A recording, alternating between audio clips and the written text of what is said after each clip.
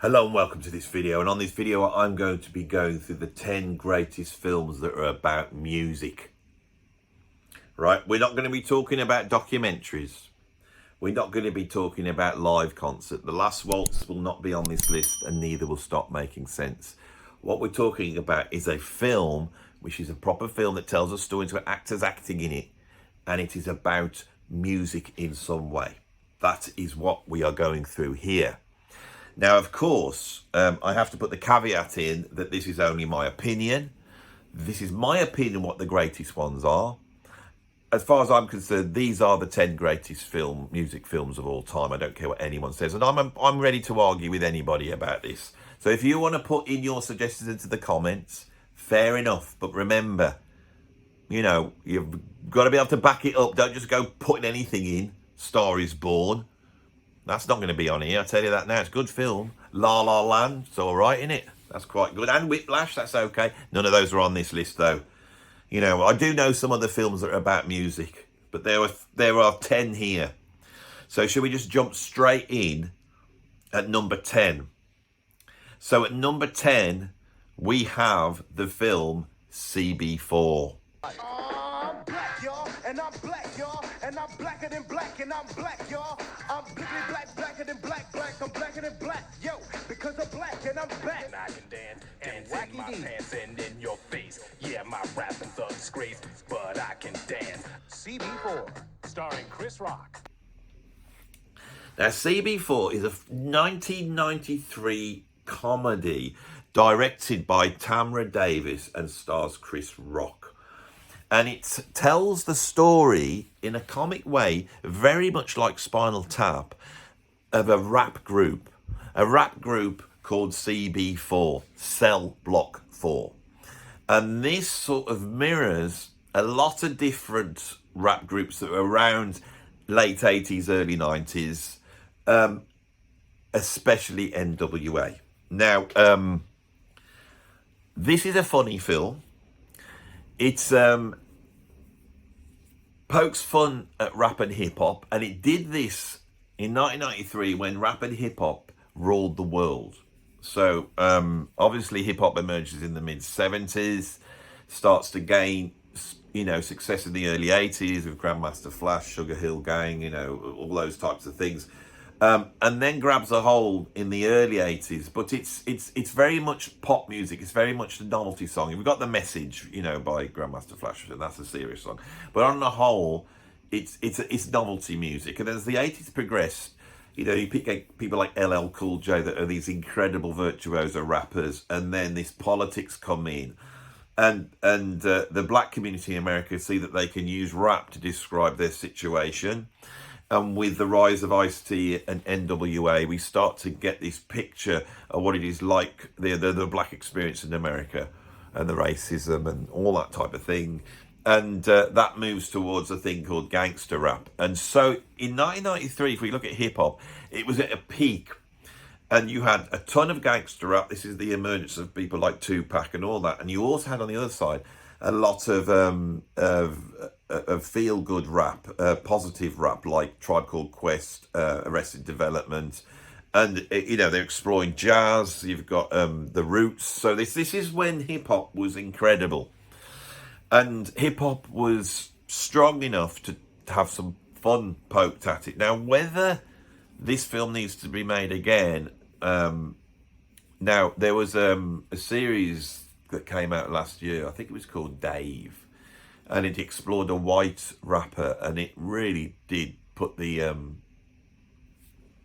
poke the whatever you poke at something when you take the mickey out of it on the modern hip hop scene. But here, this has just such a brilliant, it's a brilliant exploration of the world of rap at that time. And this idea that goes through it, that these sort of nice middle-class kids have just sort of discovered that they can make money and have success by pretending that they're gangsters. And it goes through that. There's some incredible sort of pastiches of satires on the sort of commercial rap at the time, like MC Hammer, and also groups like Public Enemy. It's a brilliant film. Chris Rock is very, very funny. I think Chris Rock's a fantastic comedian. And so that's what I've got at number 10 is CB4. Shall we move on? At number 9, I've got the Blues Brothers.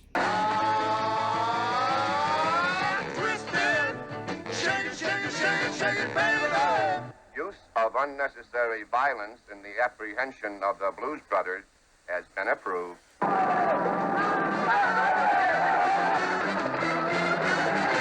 Are you the police? No, ma'am. We're musicians.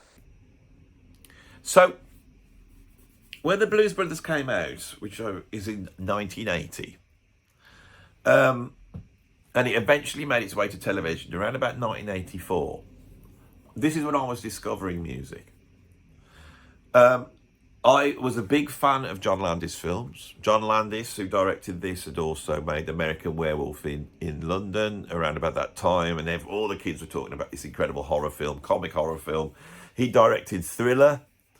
And so when this appeared on the television, I thought, well, I'll go watch that. You know, this looks good. It'll be funny. Now, this film is based upon a skit that John Belushi and Dan Aykroyd used to do on Saturday Night Live. And it's a bit incongruous, really, because what it is, these two white guys that they're like a soul band. The whiteness is not really explored. There's a certain incongruity in the Blues Brothers for me. But I think at that age, where I'd come up through the new wave of British heavy metal, and then I was interested in progressive rock, I sat down to watch this film, and it was hilariously funny, and it was one of these films that you would go back and discuss with your friends at school when it was on. But throughout this was peppered performances by some of the most important black American artists of all time. And so as I watched this film, the light bulb went on as you saw, it was like you saw James Brown, and James Brown's the preacher in the congregation, you know, and this is when, which one is it? It's, is it John Belushi plays a character called Joliet. He sees the light when he's in this church. It's James Brown up front. And then if you look in the choir, you've got Shaka Khan singing in the choir. And at this point, Shaka Khan was bringing out her album, I Feel For You. And that was a very important album for me, because you got to mean, I was a rocker. I could listen to progressive rock, I go that far, but I wasn't going to go that far towards soul and R&B. But when I heard Shaka Khan sing, and I heard that, and she was on the tube, and she had this guitarist Snuffy Walden, and it just blew me away. So I knew that I loved this music. It was almost like a secret thing that to keep from my rocker friends, that I love funk and soul. And so I remember putting this on, and you had James Brown there. There was a bit when they go and see Ray Charles, and he gets up and starts playing. At one point they're walking down there and you see John Lee Hooker's there. And for me, the highlight was when they go and grab the saxophone player, who's played by Lou Marino. And the band he's got is basically the Stax band. You've got Steve Cropper, Donald Duck Dunn, all those guys are there. And they go and get Lou Marino from this coffee shop, and his wife's Aretha Franklin. And she gets up and sings, you know, Think. And I just was blown away by this. So this film it presented that music, the whole history of American rhythm and blues, soul, and even jazz to some extent, is presented so brilliantly in this film. Of course, it also lampoons country music, you know, where they arrive at some venue and they hate, you know, black music, and so they start chucking all these things. You've got the Ku Klux Klan, you know, the Nazis arrive at some point. And it ends with one of the most incredible car chases. It's over the top. It's very funny. There's a lot of in-jokes there. It's an absolutely brilliant film. And I think for young people, it's a brilliant introduction to this incredible music. So that's what I've got at number 9, is the Blues Brothers. Right, shall we move on? At number 8, I've sort of got 2 films here, but I'm going to go with Stardust. You're number 1 in Britain.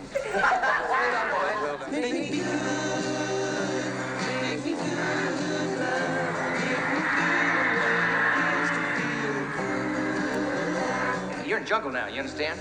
And that jungle is filled with apes just ready to start ripping you up. Tell us, what do you really think of America? Well, could you start by telling us a few words about what your family life was like? How do you feel about marriage and women? Exciting things like that. Plastic hand, I got no plan. So Stardust is a 1974 film. It's a serious film, and it was directed by Michael Apted. I think Michael Apted went on to direct the documentary Bring on the Night with Sting, various other things. It stars David Essex as this sort of rags to riches story of someone who's come up in the rock and roll period and then gone through that and eventually gets a record deal, and then they go through the whole thing of becoming bigger and bigger, you know, more successful, and then eventually they go into sort of isolation. They can't deal with the world, and the character played by David Essex dies on camera doing his final interview of a drugs overdose.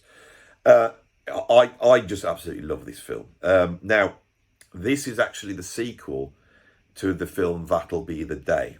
And actually, I would love to see this brought out as one great big epic, like The Godfather Part 1 and Part 2, and put all into one great big film.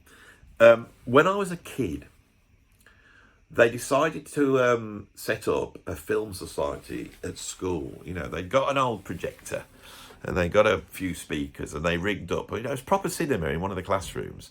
And you could join this club and you could go and watch a film, you know. And one of the films was That'll Be the Day. So we all went with our school uniforms afterwards. And we all sat in and we watched this film, and it was brilliant. It told the story of this guy who he's a bit of an outsider. He's a bit of a loner. He's not cool. He's not a ladies' man or anything. And he grows up in the 50s as rock and roll's emerging. And he eventually sort of ends up getting a job on Fairground, and he meets a whole bunch of sort of musicians at that point. And there's some incredible musicians there. Adam Face there, the drummer's Keith Moon. And I can remember sat in school, and Keith Moon, you know, he's acting in this film, and he sits down the kit and he did this solo around the kit. And to see this at school, which was like incredible. Keith Moon and it's really brilliant. I also remember that, I don't think the teachers realised it, but there was a sex scene in this film, and it was quite an explicit sex scene for us young boys in the, you know, early 80s. And and nobody said a word. Nobody laughed or went, woo. It was like the whole room went silent. It was like this, and it was like this thing that could never be mentioned again. It just wasn't mentioned. I think we didn't want to mention it in case they shut it down, because we were going to see these films every night, and it was brilliant. Free cinema. That'll Be the Day is great. And at the end of that, when he's gone through all the sort of normal things that normal people do, he's got married and he's not happy, and there's this, it really personifies for me what that generation that were born just at the end of the war, and what took them through to the 1960s and the rock and roll years, and how that affected them. And when I talk about this, and some people say, oh, you know, you're a bit too young to know that, but you've got it exactly right. It's because I saw That'll Be the Day, right? So, I was a big film fan, and I got my film encyclopedias out, and I looked, and I found out there was a follow-up to this called Stardust, and that was on one night. And what that does is it picks up from the end of That'll Be the Day, when he thinks, oh, sod it, I don't want a normal life. And he walks into the music shop and he sees a guitar on the wall, and he says, can I have that guitar? And as he grabs the guitar, the film finishes. And then this takes on of him forming a sort of 1960s Beatlesque band. They become really, really big. They go from being sort of poppy teeny boppers to a serious artist, and then there's all the stuff going on between the band. So he then goes and forms his own band, and he becomes even bigger, and he goes all proggy, and he decides to make this sort of rock opera about woman, and he does all that because he's got problems with his mother, I think, or something like this. He's got a problem with women. He becomes so big he can't quite take it, so he buys himself an island and he goes into seclusion. And Adam Faith, who's the pushy manager, is trying to get him to come back the whole time. So he organises an interview. The guy can't take it, and as he walks and he's doing the interview, he actually takes an overdose and dies on camera. It's an incredible.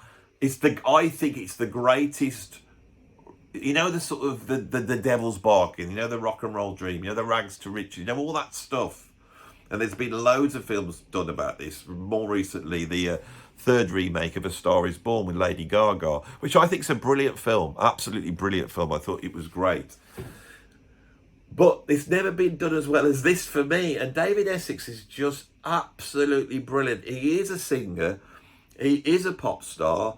He's good looking. He's charismatic. And he's a great actor as well. And he does a brilliant job. Absolutely brilliant. I haven't got much more to say about that one. Any Dallas fans will also spot he's got Larry Hagman, J.R. Ewing, which was, again, very incongruous for me at that time. Being a huge Dallas fan, you know, we'd all tried to work out who had shot JR, hadn't we? Shall we move on to number 7? Number 7, I have got from Pixar, from 4 years ago, from 2020, the film Soul. Today started out as the best day of my life. Back here tonight, first show's at 7. Yes! Woohoo! You know what that's gonna say? Joe Gardner. I did it. I got the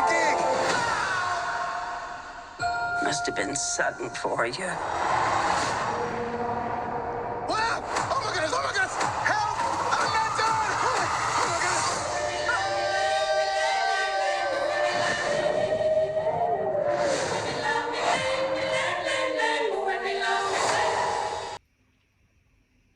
So Soul is an animated fantasy concert comedy drama film. It's produced by Pixar for Walt Disney. It was directed by Peter Docter and co-directed by Kent Powers. And it features a whole host of different people doing the voices, but the main character is voiced by Jamie Foxx, the incredible actor that played Ray Charles in the film Ray. See, I didn't put that film on the list. That's a good film. Anyway, Soul, it does what Pixar do. When Pixar are at their best, they seem to make very watchable, family-friendly films that go deep into the heaviest philosophical conundrums ever. If anyone's ever seen Inside Out, it's an incredible exploration of us as human beings. And this one is the same thing. And it explores this ideal, this double meaning of soul. So obviously a soul is something that's within us. It's a thing that will, if you believe this, will go on after we die. But soul is also the thing that if you're a musician, you're trying to find. And if you have soul and you can get into that zone, you actually enter the zone. And in this film, the zone is aligned to the afterlife, where souls are being born and souls are dying, and there's this circle going on. This jazz musician is frustrated with his life. It really embodies what it is like to be a creative person. They want that break. They feel that they will self-actualize if they can become a creative person. I understand what that's like completely. And they have a what they think is a dead-end job teaching. This is very echoes me a lot. And then they get this big break to play with this jazz artist. It's finally come, and it's all exciting, and you know, they're rushing off to do this, and he falls down a manhole cover, you know, there's a manhole cover open, and he drops down and he dies.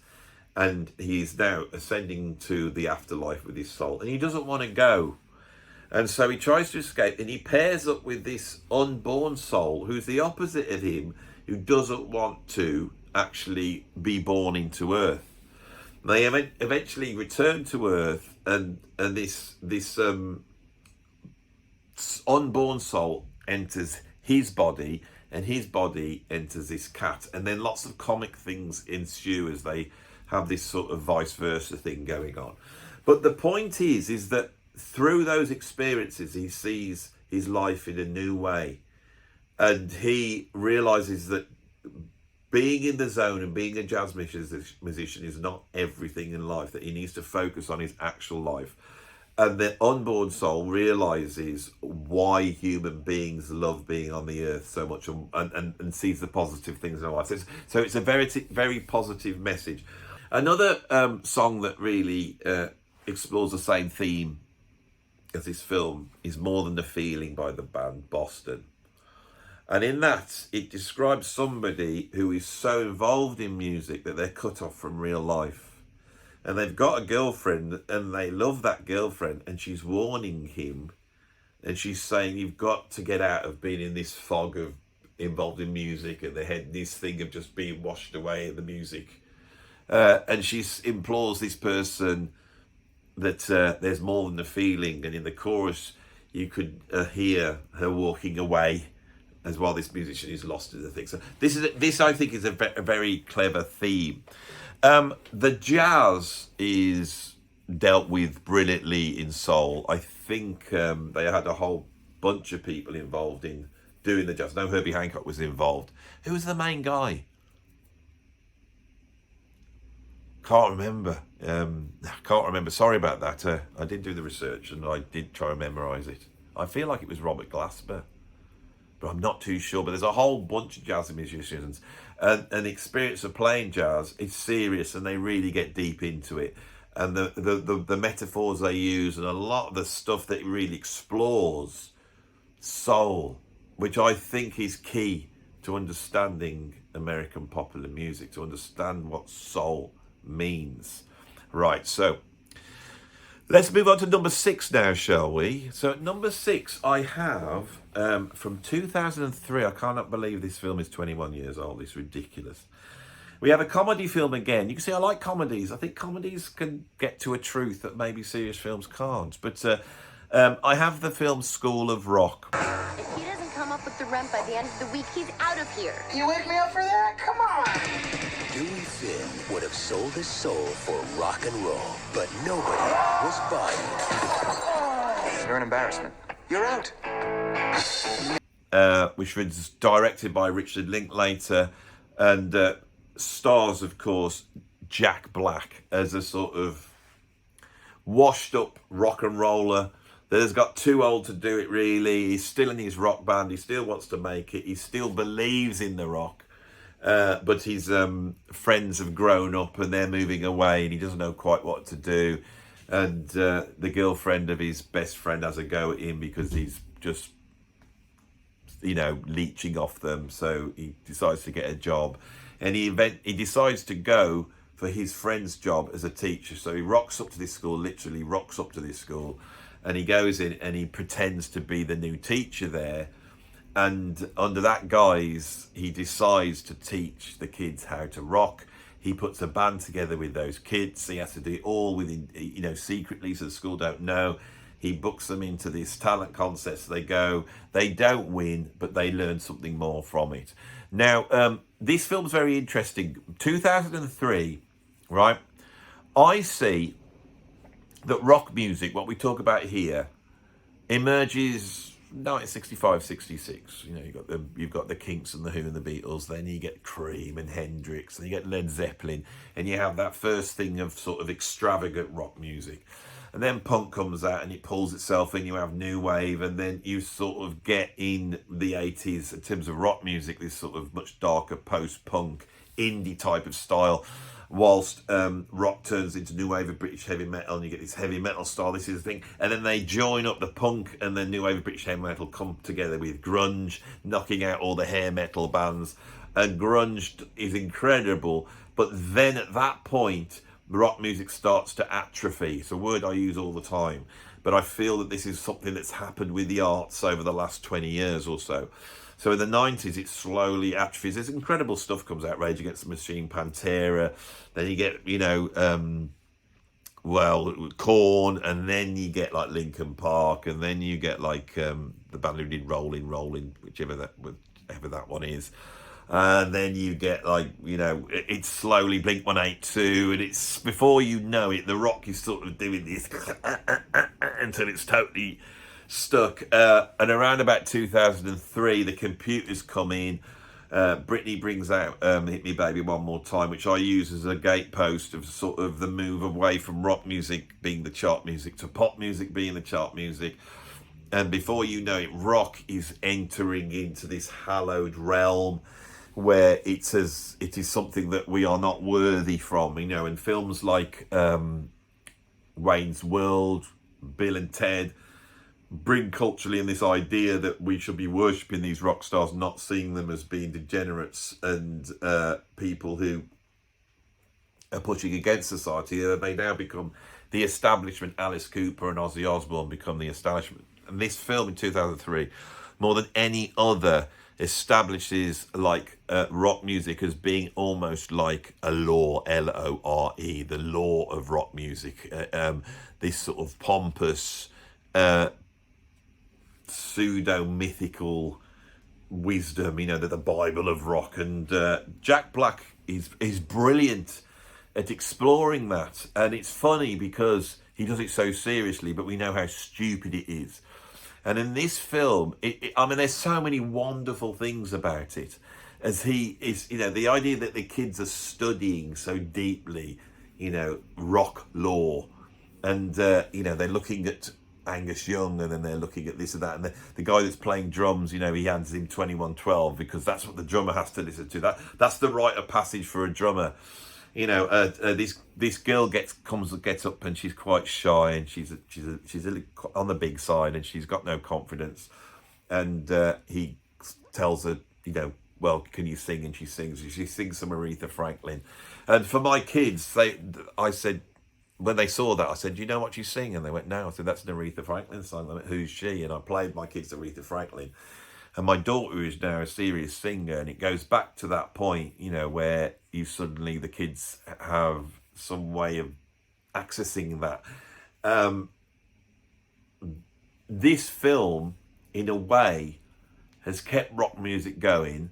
The generation of kids that do pick up guitars, they're doing it in reverence. Their parents love what they're doing, and, you know, they get up and play their Nirvana songs, and they do their gig, and around the room is not some bunch of teenagers, you know, jumping up and down and killing each other. It's a load of very proud parents watching their kids play a Nirvana song. This film personifies all that. And there's nothing wrong with that because it's done so brilliantly. It's very funny. I think it's one of the great rock films of the last 20 years, without a doubt. And I think the fact that it seems so recent is because, in terms of our world, it has atrophied, hasn't it? It hasn't, you know, you can bring that film out now, and everything it's saying about rock music is even more so the case. Right, so let's move on to number 5. At number 5, I have Amadeus. I don't believe it. The whole city is talking. You hear it all over. What a story. What a scandal. What a comedy. What a tragedy. Incredible. I don't believe it. Who can believe it? What horrors have you heard? Tell us. Tell us. Tell us at once. Tell us about Wolfgang. Amadeus. Mozart. So, Amadeus is a 1984 American you can tell I'm reading a little bit. I've got a bit of prep. I don't normally do this, and this is the reason why. Let's try that again, shall we? Amadeus is a 1984 American period biographical drama film directed by Milos Forman and was adapted by Peter Shaffer from his 1979 stage play of the same name. In turn inspired by the 1830 play Mozart and Salieri by Alexander Pushkin. Right, so this is a biographical film about the great Amadeus Mozart. Wolfgang Amadeus Mozart, to give him his full name. The incredible child prodigy that launched himself onto the music scene back in whenever he was around. And once I get up to classical music, I'm not so good. Child prodigy, blows everybody away, starts composing, he's incredible, does all these brilliant stuff, and then dies very young. Under semi-mysterious circumstances, and then Pushkin writes his play, which brings in this idea, which I don't think was entirely true, that Salieri, which is another famous composer of the time, and he's like the establishment, is jealous of Mozart because although he is respected by the kings and all the patrons, he knows he hasn't got his talent. And at the start, he wants to be seen and have the respect of this young upstart that's got no manners. But as time goes on, he is made angry by his genius. And this film really explores musical genius. Now, Mozart has almost become the poster boy for musical genius. As a very young boy, he was taken around by his father to play to all the kings and queens. You know, they used to put a sheet across the piano, and he would play it blindfold and all that type. We wouldn't have to be blindfolded to put a sheet across it, but you know what I'm saying. The story I find incredible about Mozart is that when he was alive, obviously a story about him will be when he's alive, because he didn't do much after he died, like most of us really. Oh, come on, get back on track, Andy. So Mozart, when he was alive, there was a chapel, and in that chapel it had this sacred music, and you could go into go in and listen to it, but you were not allowed to take any paper or manuscript in and transcribe what this music was. So nobody knew what it sounded like except for the very special musicians playing in this esoteric chapel. You know, so people would go and hear this music and know when they heard it, that was the one time they would be able to hear it, and when they left, all that would be left is in their memory. And Mozart, being a cheeky chap and a genius, decided to go down, and in that one sitting and listening to it, he was able then to go home and transcribe the whole lot by memory. He's quite an incredible musician, and Milos Forman is a brilliant director. This film is so beautifully made, it's beautifully shot, it's incredibly acted, and it's got scenes in it that are just brilliant, where Salieri has written a composition, you know, and he gives it to Mozart to look at, you know, sort of to honour Mozart. And then Mozart starts playing it, and he goes, yeah, it's all right, though, but you could do this, and this bit's not very good, and why were you thinking this would be so much... And on the spot just improves it. There's the famous scene where the king comes in and says that there's too many notes to Mozart, you know, something that us proggers and jazz fusion and fans who like a lot of notes as we've always been able to use against people. It's a brilliant film, it's brilliantly shot. I think it won Oscar for the best film at the time. It is the idea of a great film embodied, isn't it? A lot of the films I've gone for here deliberately are not necessarily seen as being great film, especially comedies, and I think that's unfair, but this is a very great film, and because it deals, you know, it's historical, there's very lush photography, and it deals with classical music, it is seen as being a great film. But within that, there is a great cheeky performance. Is it Tom Hulce that played the Mozart? He does it brilliantly. He's just a cheeky, naughty boy that just happens to be a musical genius and has vision. Towards the end of the film, the idea is, the conceit is that Salieri commissions him secretly to write this requiem and kills him at the same time, so that he can sort of have, even though he doesn't have the talent to, he's involved in the creation of Mozart's greatest work. Very interesting concept. But we will move on, I think, to what I've got at number 4. Number 4, again, is from 2003, and is a film called A Mighty Wind. Well, there's a puppy in the parlor and You went to the record store, you knew that the new Folksman album would be one word, itching, wishing, rambling, singing. But they had no hole in the center of the records, and if you punched a hole in them, you'd have a good time. Yeah. It's just that kind. My dad, Fred Knox, was an original Main Street singer. He's a dead person now, but when he was alive, he was so happy. there had been abuse in my family, but it was mostly musical in nature. There's a kiss at the end of the rainbow. I must say I was in awe of Mitch and Mickey. Who wasn't? Mitch was mysterious and intense. I don't remember much. This is an American rockumentary comedy film about the folk music scene, the sort of coffee house folk music scene that emerged in the 1960s, and then we are now looking at it in the early 2000s when these acts are established, right? It is based upon the idea that this promoter decides to put this concert and reunite three important folk bands from the 60s to come back together. This is a really, really incredible film, right? It's made by the same people who made Spinal Tap. And Spinal Tap is on this list, not to give it away. You will be getting to Spinal Tap soon. So it's the same style. Now, Spinal Tap and this film are made in a certain way, which I find fascinating. In the UK here, we have a director called Mike Leigh. Incredible director. And his method for making a film is that he works with the actors for a long time. He gives them a scenario, tells them their characters, and they start to develop their characters. And then he starts putting in stories, and in rehearsals they start to develop this backstory. And once he's got them to a certain point, they then go into the film and start making the film with no storyline, with the actors making the story up as they go. Now, this way of making films has been used in a variety of films, and these films have been highly successful. Now, you know I'm a big fan of improvisation, and you'll be aware that I do exactly the same thing. I do a little bit of research, I do some thoughts, but when I come in here, I want to improvise something so that I don't know where I'm going to, right?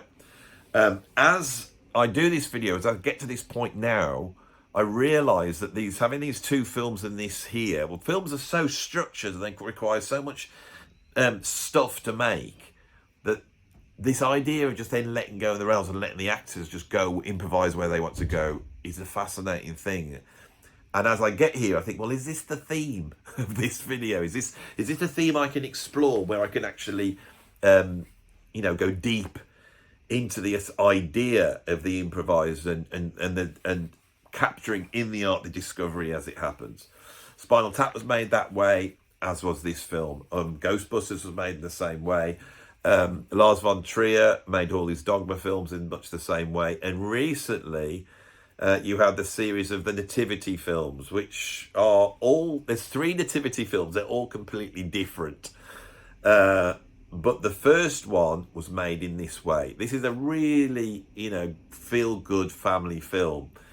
And yet people love it because it captures something real happening. Now, what's incredible about A Mighty Wind is that the bands that they put together, there's 3 bands here, are all actors, but they're all actually formed those bands. They all play the instruments and they wrote the songs. So they work together writing these songs. It's just incredible. And hang on, sorry about this. Had a call come through. It always happens. Hello, Rob. Hello, mate, you alright? Yeah, can I call you back in a bit? I'm in the middle of a video. That's fine. I'm doing the 10 greatest films about music. Oh, no, I want to be part of that. There you are now, but only briefly, because I'm going to shut you off in a minute. I'm doing A Mighty Wind at the moment. So, brilliant. All right. Anyway, yeah, I'll speak to you a bit. See you in a bit. Right. And this is what we're on about. There's a thing about life that I think if you're making art, you have to accept that that's going to happen. So that is a wonderful thing to happen in the middle of this, because it affects this now as we move forward. This I can either go, oh, I made a mistake. And a few years ago, I would have stopped to go, Rob's rang, and I got to speak to him. He's called already. But I'm going to bring it in. I don't know whether it adds to it, I don't know. But from now on, with this occurrence affects what's going on. Anyway, so to get back to this, there's 3 bands, and for me, they represent the 3 levels of creative music making. There's a band that is an out-and-out commercial band, and they know it. They just do what the people want, and it's all clappy happy, and they're all nice, and they all wear the same uniforms, and they all look the same, and they do what what the audience want, and that's great. At the other end, there's this character. This is called Mitch and Mickey. It's a girl and a boy, and they've obviously had a lot of history together. And Mitch is a true creative genius, so he's insane basically, and the portrayal of him is incredible. And then in the middle, you have basically Spinal Tap as the folksmen, right? And the Folksmen was a group that Spinal Tap put together that would open up for Spinal Tap, and they would pretend to be this pretentious folk band. So they want to be creative, but they're not, right? But they don't want to be seen as commercial, so they're very pretentious. And the way these three bands play out is absolutely brilliant. And this film, unlike Spinal Tap, it does explore musical genius, and it explores the Eugene Levy character. Is absolutely brilliantly done. And there's one scene in this film I absolutely love, where he goes round to somebody's house. I think it's Mickey's house, and she meets her husband. And Mickey's become quite normal. She's just got married and gone to the normal route, but she's a creative person, but not like Mitch. And they meet the husband. The husband's just a normal bloke. He doesn't understand the genius like Mitch, and he's got this model railway. And he tells him about the model railway, and he says, Mitch, you want to see the model railway? And then it cuts, and you see these two heads, and the husband's got like a cap on. He's like pretending he's driving a train. There's a little train going around the track, and he says, what do you think then, Mitch? And Mitch looks at this model railway, which has obviously been created to look like the summer with loads of green trees and leaves and green grass. And he turns around and he says, oh, I bet it looks great in the fall. And that personifies everything you need to know about what a creative person is and why they're different to people who are being creative. It's personified in that. This is a brilliant film. I don't want to spoil it for you, but the way the film sets up towards the end, there's a very simple device where you want to know if something's going to happen in Mitch and Mickey's performance, and you don't know if it is. And you know when the actors got there, they didn't know until the moment, and it captures this. It's a Mighty Wind is brilliant. It's actually better than Spinal Tap, but it doesn't have the cultural cash. So no, I put it down here, but it's pretty high up at number 4. Right, at number 3, I've got Bird.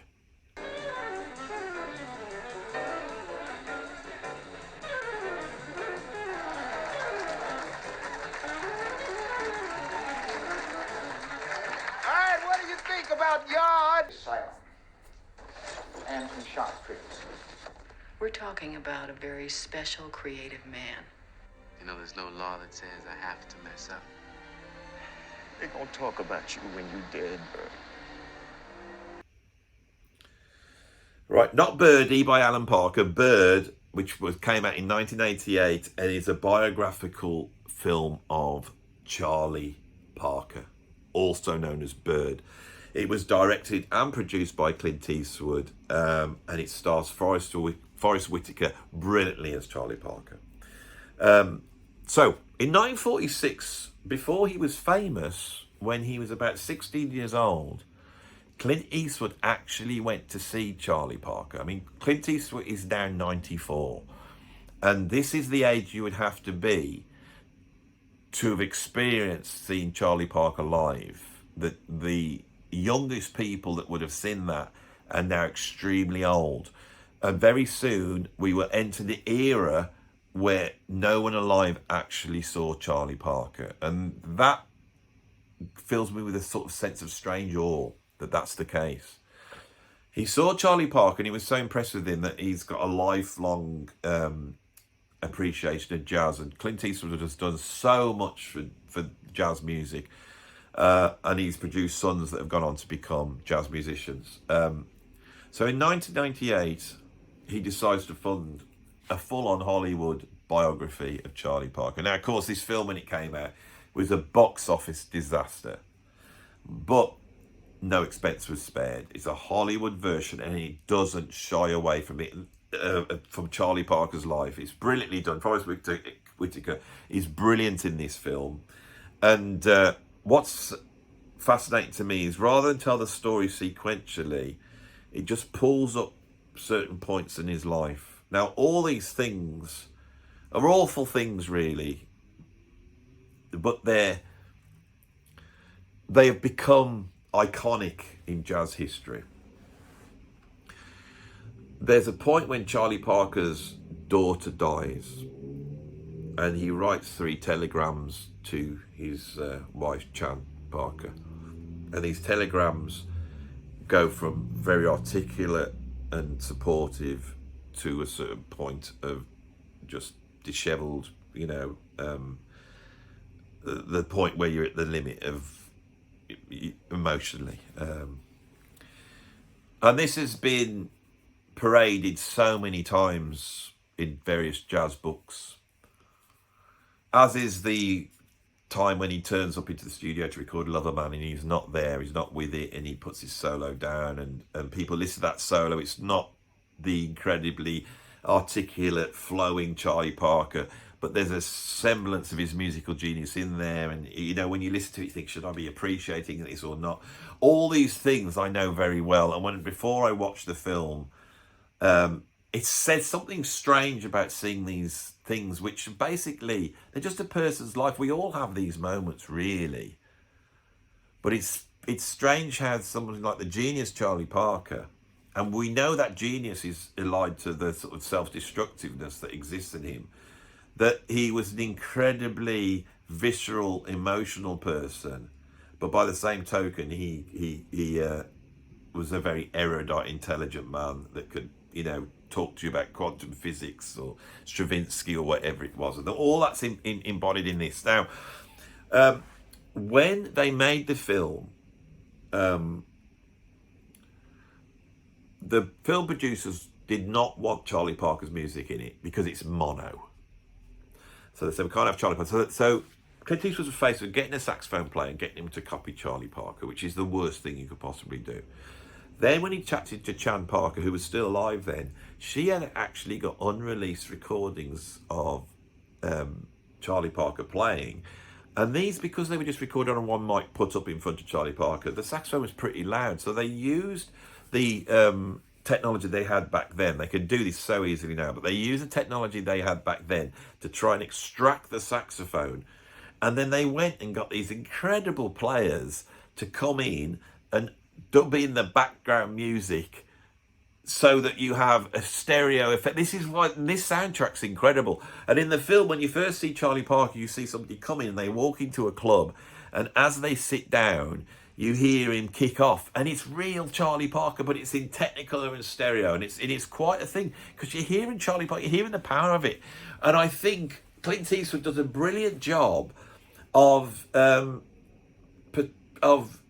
relaying what it must have been like for him to be 16 in a club, sat a few feet away from one of the greatest musicians that's ever lived, Charlie Parker. It's an incredible film. It's a brilliant tribute. And it's a shame it didn't do well at the box office, but I don't think it matters. If you were a jazz fan, it is probably the second greatest film about jazz ever made. At number 2, I've got the aforementioned Spinal Tap, or to give it its full title, This is Spinal Tap, or to give it its proper full title, This is Spinal Tap, a rockumentary by Marty DeBurgi. And this film was made in 1984. It invents the mockumentary style. It isn't just in that style. It invents this. It's a work of genius. This is the loudest, rock and roll, most explosive band in heavy metal history. This is Spinal Tap. There's such a fine line between stupid and clever. The funniest movie ever made about rock and roll. He choked on vomit. Well, they can't prove whose vomit it was. The Monumental classic. There was a Stone Age monument on the stage that was in danger of being crushed by a dwarf. It was co-written and directed by Rob Reiner, and it stars the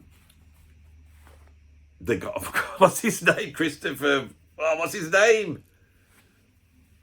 Christopher something. He got married to Jamie Lee Curtis. Then who else have you got? Who else is? Oh, I can't. Oh God, Andy. This is happening to me more and more. There's nothing I can do about it. You know, I have an encyclopedic knowledge. Always have done. I've always been able to retain a Honda. This is why I do the video. But this, when I was young, right, I could have told you the date of birth of any of these people, any of them, and it's still there. But it's almost like if I think you're going to forget that name, I forget that name. That I almost like trick myself. You know. You've all seen Spinal Tap, bloody brilliant, isn't it? What can I say about it? All I can say is that a few years ago, or months ago, or probably about a year ago, I decided to rank the albums of Spinal Tap. Now, in this film, it is so detailed that they go through their albums and they sort of revisit them, you know, and, you know, it's like, oh, in 1970, whatever it is, you made Shark Sandwich and it had a 2-word review, or what was the review? Oh, shit sandwich. All this stuff is like everything in Spinal Tap. When we talk about the sort of ossification of rock music and how by 2003 it had happened and Jack Black could make School of Rock, this is almost the beginning of it. 1984, the following year they had Live Aid. It's all that moment where this wonderful, you know, anarchic thing that only the kids like is now, it's growing up a little bit, and it's ripe for having the, you know, the Mickey taken out of it. And so it's full of all these things. So I thought, I watched the film and tracked through it and extracted a discography. I went on the net and also researched it, and I extracted a discography. In the film, they actually have album covers they put on the film, so I was able to grab those album covers. But where there weren't album covers, I enjoyed very much creating my own album covers. And then, trying to piece together what the reviews said, I made an imaginary ranking of the albums, right? Of the Spinal Tap albums. I enjoyed it very much. It was a very strange video to make. It's got a lot of surreal humour in, and I was very pleased because somebody that was associated with one of the Spinal Tap groups said that my video should be admitted into the canon of Spinal Tap. And I think it's because, like I said, and this is what comes out in this video, my approach to YouTube has been greatly influenced by this. And I don't feel I need to tell the truth. On this video, I'm telling the truth. On this video, I'm doing a proper ranking. I'm going through it and I'm talking about it. But I don't feel I have to do that all the time. I can make it up at any point. I can go off on a tangent whenever I want. Anyway, absolutely brilliant film.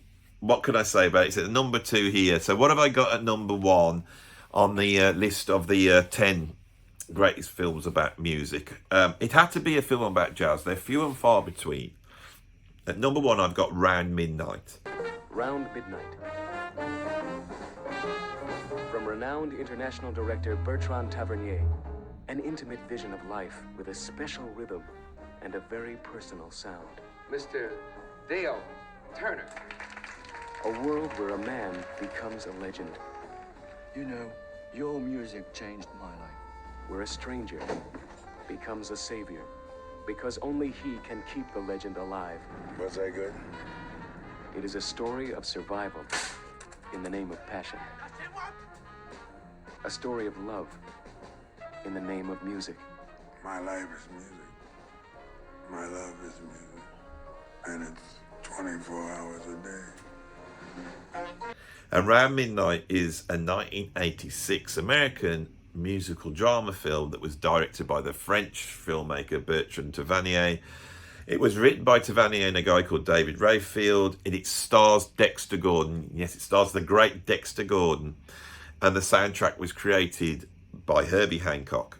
It's based on a guy called Francis Poydras, and Francis Poydras was an American jazz fan, and he befriended Bud Powell. And it's based upon Bud Powell. There's a little bit of a nod to Lester Young. So a lot of American jazz musicians who had to suffer the racism in America, but also the indifference to the art form that he created, start to realise that in France there was a much greater appreciation for them and what they'd done artistically. Miles Davis famously went to Paris in the 1950s and made the album Lift the Scaffold, which, if you go and listen to it, is greater than Kind of Blue, but we won't go there. And he went out with Juliet Greco, and he just, someone who had, railed against racism in America suddenly saw that white people could be different as he went there. And a lot of jazz musicians found, a home there. I know Phil Woods did, Connie Kay did, I think. There's a whole bunch of jazz musicians that went and lived in France because of that. And Bud Powell, it's a terrible story, Bud Powell. Bud Powell is the virtuoso bebop pianist. So the pianists that emerge out of the bebop era would be Thelonious Monk, who's a genius, John Lewis, who went on to do Modern Jazz Quartet, you know, there's a few of them. The out-and-out virtuoso genius is Bud Powell, and Bud Powell is like the bebop Art Tatum. And he's the guy who's playing these incredibly fast lines on piano. And he's developed this almost independent of Charlie Parker and Dizzy Gillespie. He gets, at some point, accosted by, I think, the police, and he's seriously beaten up, as is Lester Young. And he comes out of this a changed person, and he starts to have deeply emotional troubles.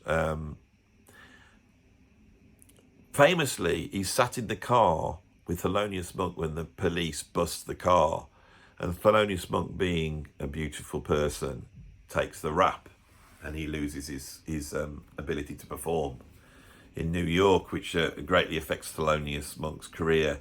And so he doesn't really emerge as the genius he was until the late 50s, even though he was around in the late 30s. All these things have a great effect on Bud Powell, and Bud Powell is eventually admitted to some sort of asylum, and he comes out, and when he comes out, he cannot function without having somebody looking after him. So when he goes to France, this jazz fan, Francis Prodras, becomes Bud Powell's sort of minder. And he's trying to mind this guy that is a genius, but at the same time is driven by incredible demons. He's drinking too much. He's having sort of psychotic episodes. You know, there's some points where he loses the ability to know how to play, and then his genius comes back. And eventually this lifestyle ends up with him getting tuberculosis, and he dies in 1966 at the age of 41. A story that echoes so often in the world of jazz. And that is what this film really explores. The reason why I've got it in number one is because what Herbie Hancock did was to put together a band behind this character played by Dexter Gordon. Now, Dexter Gordon also, I think, went out to Europe and lived in France. He then returned in the 70s to New York quite triumphantly. And he's lived this life as well. And Dexter Gordon, his delivery, when you watch this film, this is real. His delivery through this sort of history of drug addiction, genius, the whole thing is embodied in Dexter Gordon's performance, which is incredibly slow. Hey, could you pass me that drink? You know, this delivery, this is the way Dexter... I mean, I think Dexter was up for an Oscar for this. He's just playing himself. He's this saxophone player that the story surrounds.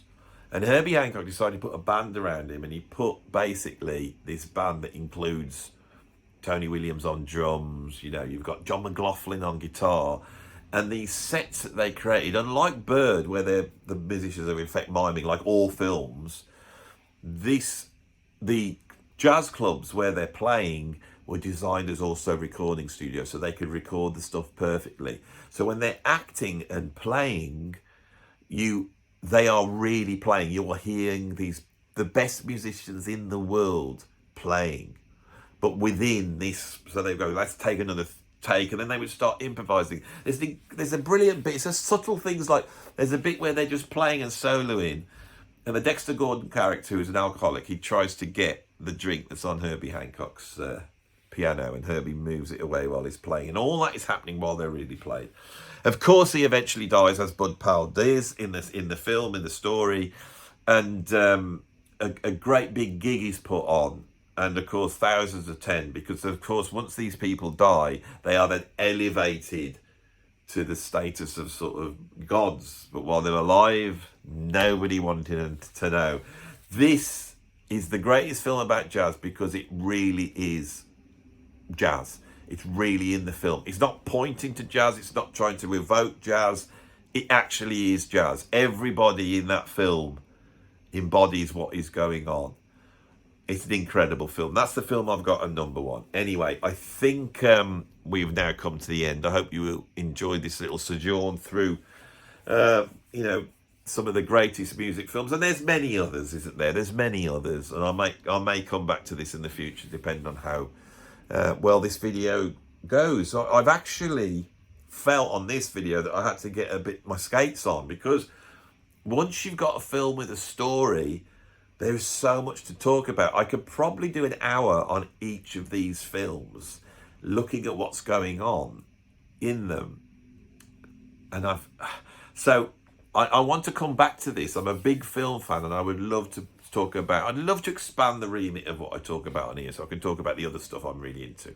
But that'll only happen if you like and subscribe. So please put a like on it. And if you're not subscribed, you've got to the end of the video. I always leave it to the end of the video, because I think if they're watching this after an hour and they're still here and they're not subscribed, they should subscribe. You just watched the whole hour of it, and I'm going to do these all the time. So come back and see it again, unless you've watched it to the end because you hate it. If you want to go and join my Patreon, you can support me financially there with a monthly payment, and you'll get a ton of extra content. I'm talking a lot of extra content. Or you can become a free member, and I'm trying to do more content for the free members as well when I get the time. I'll tell you something, at the moment I am flat out with this YouTube. And it's doing really well. It's getting bigger, and I'm trying to keep up with it. I need to push it that little bit further so I can employ somebody to take away some of the bits and bobs at least on a part-time basis, because I am literally working through the night and the day and the night to keep these videos up and going. But I have an artistic vision for this channel, and it requires a video every single day. And if you were around on Friday, for the first time, I think, for about 2 years, there was no video.